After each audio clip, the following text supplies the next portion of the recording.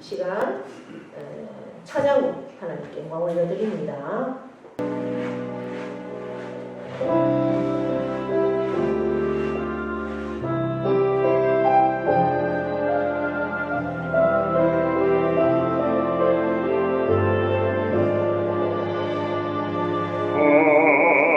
하나님의 음성을 듣고자 기도하면 귀를 기울이시고 내 기도를 들어주신다네.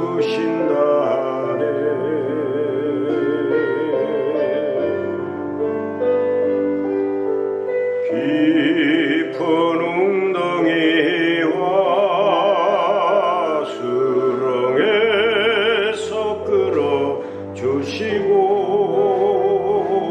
나의 발을 반석 위에 세우시사 나를 튼튼히 하셨네. 새 노래로 부르자 랄랄라. 하나님께 올릴 찬송을 새 노래로 부르자. 하나님 사랑해.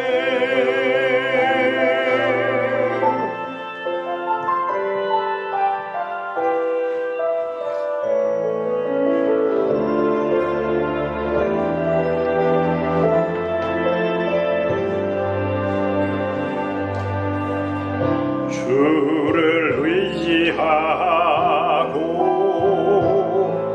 교만하지 않으면 거짓에 치우치지 아니하면 복이 있으리라.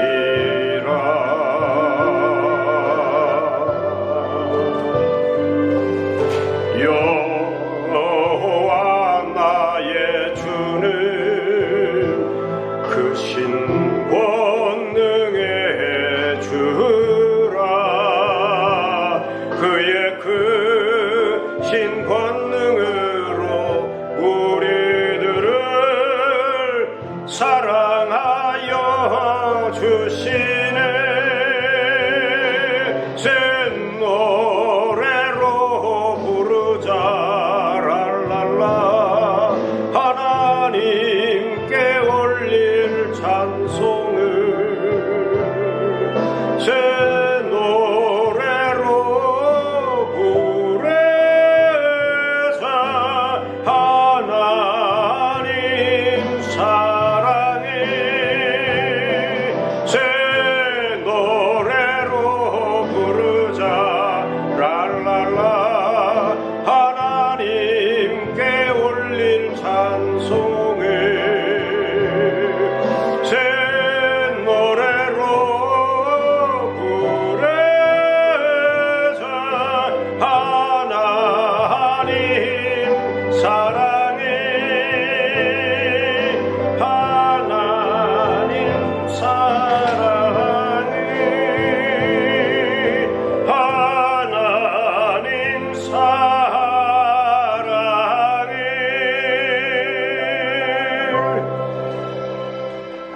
아멘. 아멘. 하나님께 영광이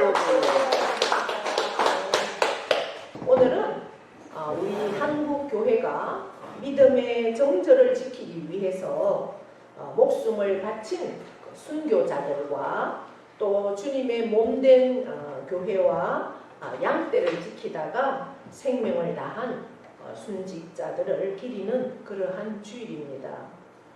오늘날 우리는 너무나 자유롭고 편안하게 예배를 드리고 있습니다.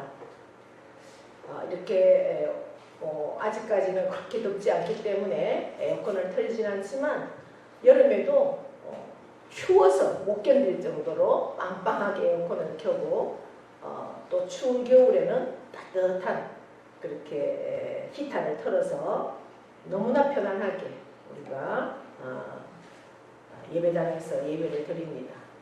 이렇게 뭐 성경책을 구태여 안 가지고 와도 이 PPT에서 성경 말씀을 보고 또 찬양을 부릅니다.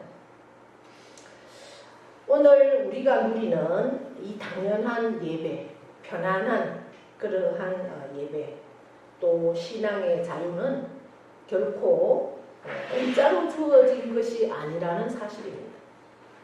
이 땅에 황폐했던 그 영적 토양 위에 자신의 생명을 하늘의 미랄로 심었던 수많은 믿음의 선배들이 흘렸던 피, 헌신의 대가 위에 오늘의 한국 교회가 세워져 있음을 우리는 결코 잊어서는 안 됩니다.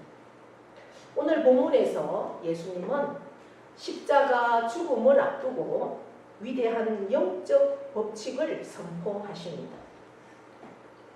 하늘의 밀이 땅에 떨어져 죽지 아니하면 어떻게 된다고요? 하늘 그대로 있고, 하늘 그대로 있고, 죽으면 어떻게 됩니까? 많은 열매를 맺느니라. 아멘. 예수 그리스도께서 우리를 위해, 저와 여러분을 위해 십자가에서 죽으셨습니다. 그 당시의 십자가는 사형 틀입니다. 아주 악랄한 그러한 정말 가장 처참한 사형을 받는 아주 큰 죄인만이 받는 사형 틀입니다. 예수님이 그러면 뭘 그렇게 큰 죄를 지었습니까? 예수님은 도덕적으로나 어떠한 죄도 짓지 않은 인간적으로 그러한 분이셨습니다. 흠도 티도 없는, 죄 하나 없는 분이신데 왜 십자가에서 가장 고통스러운 사형틀이 십자가라고 합니다. 양팔에 대못이 박히고 다리에 대못이 박히고, 그래서 거기에서 흘러나오는 피를 다 쏟고 그래야만 이 목숨이 끊어지고, 그리고 그대로 놔두면 어떻게 까마귀가 다 와서 뜯어먹고, 얼마나 처참한 그러한 사형들입니까? 그런데 예수님은 죄가 없으신 분이, 죄 하나가 없으신 분인데 왜 십자가 위에서 그렇게 피 한 방울 남기지 않고 머리에는 가시관까지 쓰시고 그렇게 죽으셔야만 했습니까? 바로 저와 여러분의 죄를 대신해서 그 값을 치르셨습니다. 그리고 그 예수 그리스도께서 거룩한 하늘의 미랄이 되셨기에 오늘 저와 여러분의 구원의 열매가 되셨습니다. 그리고 그 주님의 길을 묵묵히 뒤따라갔던 순교자들이 있었기에 이 땅에 복음의 계절이 오게 되었습니다. 오늘 선포되는 말씀을 통해서 우리의 식어진 신앙의 야성이 다시 살아나고 순교자들의 신실한 신앙의 유산이 저와 여러분의 삶에 이어지기를 주님의 이름으로 간절히 축원합니다. 아멘. 우리가 오늘 기억해야 할 한국교회 최초의 거룩한 미랄은 어떤 분일까? 제가 기도하면서 생각난 분이 계셨습니다. 지금으로부터 160여 년 전, 이 땅에 복음이 들어오기 전 최초로 복음의 씨앗을 뿌렸던 분입니다. 그런데 그분은 안타깝게도 이 땅에, 이 조선이라는 땅에 발을 한 걸음도 내딛지 못하고 죽어야만 했던 그러한 분이셨습니다. 그분은 바로 복음을 위해서 피를 흘렸던, 그렇게 죽어야만 했던 영국의 토마스 선교사이십니다. 때는 언제냐? 1866년 토마스 선교사님의 나이 불과 26세. 꽃다운 나이에 영국 청년 토마스는 참으로 어둡고 척박한 이 조선 땅에 복음을 전하겠다는 일념 하나로 제너럴 셔먼호라는 배를 타고 대동강에 거슬러 올라갔습니다. 그러나 당시 조선은 쇄국 정책을 폈습니다. 외국 문물을 전혀 받아들이지 않는 그러한 정책으로 인해서 제너럴 셔먼호 배는 그 관군들의 공격을 받아서 불탔습니다. 배가 정박도 못하고 사람이 내리지도 못한 상태에서 불이 탔습니다. 선원들은 모두 강물에 뛰어내렸습니다. 배가 불타는 그 급박한 순간에도 토마스 선교사님은 목숨을 구걸하는 대신에 배에 가득 실려있던 그때 당시 중국에서 왔기 때문에 한자로 된 성경, 우리 지금 읽고 있는 이 성경은 한문에서 번역된 성경입니다. 한자 성경책들을 가슴에 품고 자기가 안을 수 있는 대로 최대한 그 성경책을 품고 그 책이 타지 않기를 바라서 그렇게 강물에 뛰어내렸습니다.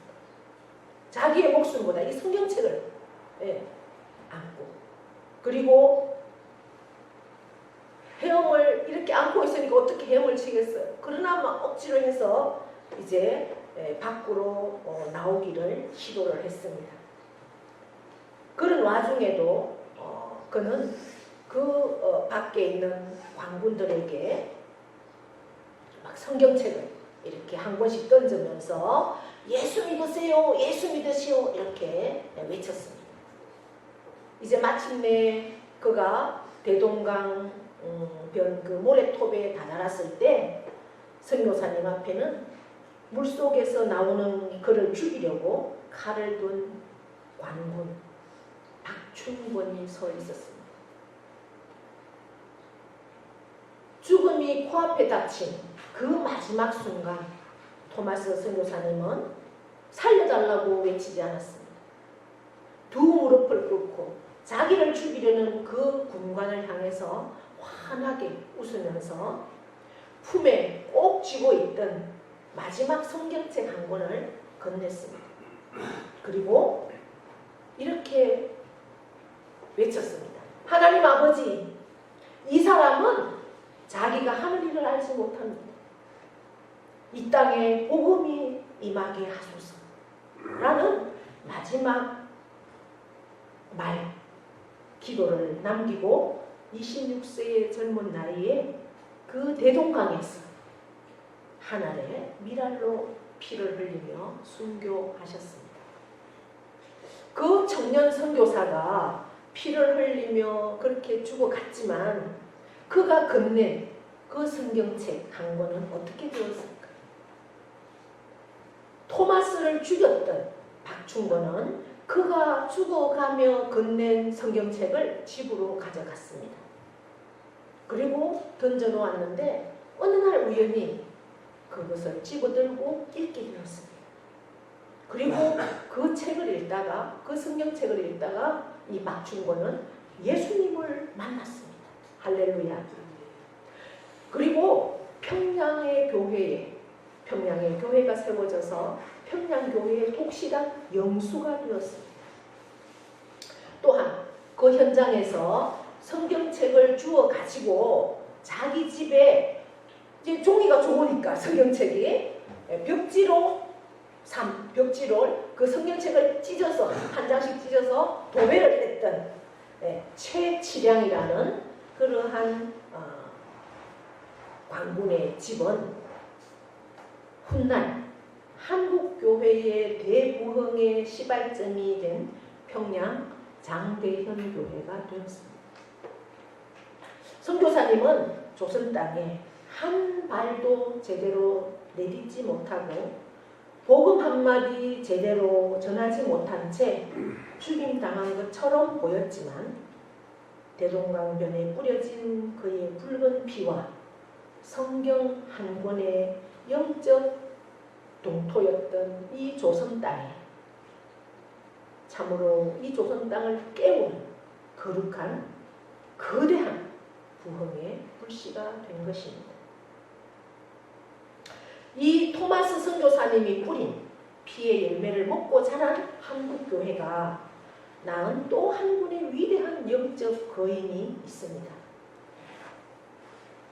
바로 여수 애양은 사랑의 연을 섬겼던 사랑의 원자탄이라는 별명을 가진 손양원 목사님이십니다. 손양원 목사님은 전라남도 여수에 지금은 나병을 한센시병이라고 하지요. 네. 그 나병 환자의 수용소인 애양원에서 평생을 목회하셨습니다. 세상 모든 사람들이 더럽다고 피하던 그 한센인들의 피구름을 입으로 빨아내면서 그렇게 그 영혼들을 사랑하셨고, 일제강점기에는 신사참배를 거부하다가 5년 동안 모진 고문과 옥고를 치르면서도 신앙의 정절을 꺾지 않으셨습니다. 그러나 목사님의 진짜 순교적 삶은 1948년 여순 사건 때 당시 이 사상과 이념의 광풍 속에서 목사님이 가장 아끼던 두 아들 동인이와 동신이가 좌익 학생들에 의해서 참혹하게 총살을 당하게 됩니다. 두 아들의 비보를 들은 목사님은 가슴이 찢어지는 고통 속에서도 장례식 날 하나님 앞에 10가지 감사 기도를 드립니다. 나 같은 죄인의 혈통에서 순교의 제물이 나오게 하시니 감사합니다. 한 아들의 순교도 귀하다 하거늘 두 아들이 순교하게 하심을 감사합니다. 미국 가려고 준비하던 내 아들이 미국보다 더 좋은 천국에 갔으니 감사합니다. 목사님의 사랑은 여기서 멈추지 않았습니다. 두 아들을 총으로 쏴 죽인 원수 청년 안재선에게 안재선이 이제 사형을 당한다는 그러한 소식을 들었습니다. 그래서 이 목사님은 바로 그 계엄 사령관에게 달려가서 눈물로 탄원합니다. 저 청년을 죽이지 말아 주십시오. 저 청년이 죽으면 사탄에게 지는 것입니다. 저 청년을 사형 집행하지 말고 저에게 주십시오. 그러면 제가 제 아들로 삼아서 잘 키우겠습니다. 결국 목사님은 두 아들을 죽인 원수를 양아들로 삼았습니다. 그리고 그 아들을 목사로 키워냈습니다. 원수를 사랑하라는 말씀을 삶으로 완전히 증명해내신 것입니다. 그리고 이 위대한 사랑의 흔적을 남기신 손양원 목사님은 1950년 6.25 전쟁이 터졌을 때 인민군이 내려온다는 소식에도 피난 가는 것을 거부했습니다. 양떼들이 이곳에 있는데 목사가 어디로 피난을 간단 말입니까? 성도들이 위기를 만났을 때 목사가 성도들을 지키는 것이 당연합니다 라고 말씀하시면서 결국 그곳을 떠나지 않고 교회당을 지켰습니다. 결국 목사님은 끝까지 애양원과 성도들을 지키다가 1950년 9월 28일 밤 여수 미평 과수원에서 인민군의 총탄에 맞아서 순교하셨습니다. 숨을 거두실 때 그의 손에는 성경책 한 권이 꼭 쥐어져 있었고 마지막까지 영혼들을 향한 기도가 흘러나오고 있었습니다. 사랑하는 여러분, 토마스 선교사님과 손양원 목사님이 마지막 그 총탄과 칼을 맞았던 그 밤에만 순교하신 것입니까? 아닙니다. 그들의 매일의 일상 속에서 그들은 이미 순교자이셨습니다. 그렇게 살으셨습니다. 날마다 자기를 부인하고 하나님의 말씀에 온전히 복종했던 그 삶의 순교가 있었기에 마지막 순간까지 그 마지막 순간에 목숨을 바치는 피의 순교가 가능했던 것입니다. 제가 그 박충건이라는 사람이 평양교회의 영수가 되었다라는 말씀을 드렸습니다. 영수라는 직책은 한국교회 초기에 조직교회가 되지 않은 교회에서 교회를 관리하고 또 성도들을 이렇게 양육하든 뭐 지금으로 보면 목회자 같은 그러한 직책이 영수입니다. 이제 경동제일교회, 서울의 경동제일교회에서도 그 직책을 감당하던 엄영수라는 사람이 있었습니다. 그의 직업은 왕손을 모시는 마부였습니다. 하루는 왕손을 모시고 지방으로 여행을 가는 길에 이제 그 왕손에게 이렇게 말했습니다. 나으리 예수님을 믿으세요. 그렇게 전도를 했습니다. 그러니까 왕손이 이렇게 물었습니다. 마음이 너무나 기쁩니다. 그러니 나으리도 예수님 믿으십시오. 이렇게 전도했습니다. 내가 모시는 그 주인에게 참 예수 믿으라고 전도한다는 것 쉽지 않은 일입니다. 그 말을 들은 왕손이 마부에게 이렇게 빈정거렸습니다. 아이고 주제에 이러면서 야 예수 믿으면 너 같은 쌍놈이 양반이 된다더냐? 지금은 우리가 뭐 양반 상놈이 없잖아요. 우리나라 이 양반 상놈이 없는 이러한 시대가 온 것도 다 기독교 덕분입니다, 여러분. 여성이 어떻게 뭐 대학을 간다? 상상도 못하죠. 유교 사회에서는. 이 양반하면 그 얼굴도 제대로 못 보는 그러한 시대가 우리나라 아니었습니까? 너 같은 쌍놈이 무슨 양반이 되냐? 예수 믿으면. 그러면서 꽃방구를 끼면서 아주 웃긴다고 그랬죠. 그때 엄영수가 이렇게 대답합니다. 나으리 예수 믿는 도리는 그런 것이 아닙니다. 상놈이 양반이 되기 위해서 예수 믿는 것이 아닙니다. 저는 예수님을 믿기 때문에 제가 하는 이 마부 노릇을 잘 하기 위해서 예수 믿는 것입니다. 할렐루야. 내가 맡은 자리에 참으로 내 상전을 잘 내 중심을 다해 섬기는 것. 그것이 예수 믿는 사람의 도리라는 거죠. 이 말에 왕손의 마음이 깊이 감동을 했다고 합니다. 그리고 그 말에 마음이 열려서 그 왕손도 예수님을 믿고 훗날 지금의 승동교회의 목사가 되었다고 합니다.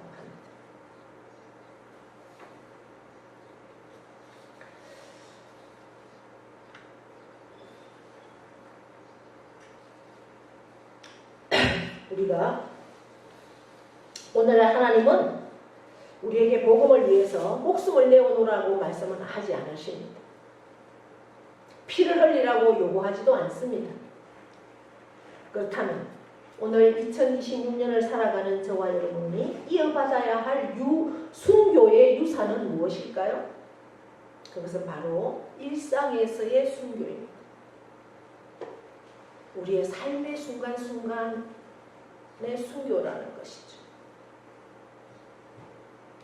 내 고집과 내 자존심을 십자가에 못 박는 것이 순교입니다.